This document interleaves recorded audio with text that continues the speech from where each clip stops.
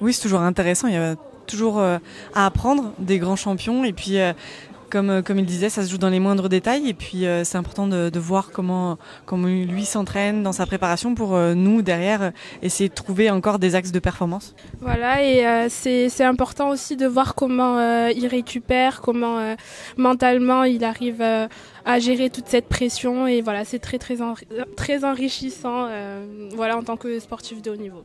Pas de grande surprise finalement, mais c'est la capacité à être régulier et puis à être vraiment concentré dans ses objectifs pour justement être performant sur tous les axes, que ce soit la nutrition, la récupération, le sommeil et aussi dans la performance. Donc c'est cette capacité à rentrer dans cette bulle-là avant même la compétition, parce qu'il y a la phase de compétition, mais il y a toute la préparation qui reste importante.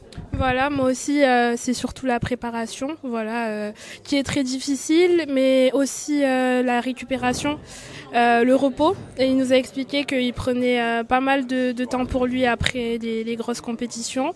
Et c'est vrai que le mental, c'est très important dans le sport. Et voilà, le repos, ça fait partie de la performance.